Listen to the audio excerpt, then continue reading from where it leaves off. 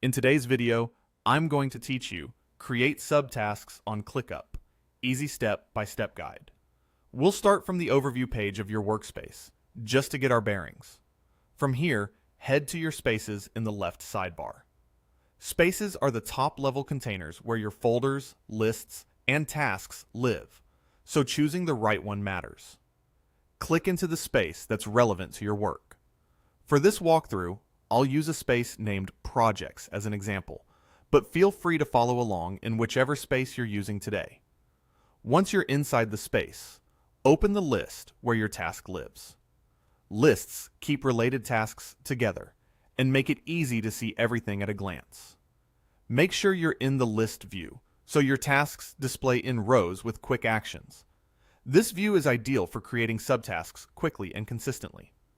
Now, find the task that should hold your subtasks, the parent task. Hover your mouse over that task and look for the small plus icon that appears next to it. That plus icon is your shortcut to adding subtasks directly under the selected task, so give it a click. A subtask field will open. Type the name of your subtask. Keep it clear and actionable so anyone on your team instantly understands what needs to be done. When you're happy with the title, click Save. That's your first subtask created. Let's add one more so you can see the flow. Again, hover over the same parent task, click the plus icon, enter a descriptive subtask name, and click Save. You now have multiple subtasks neatly organized under a single parent task, which is perfect for breaking larger work into smaller, trackable pieces. At this point, you're essentially done creating subtasks in ClickUp. If you like, you can glance at the status column to keep your workflow clean.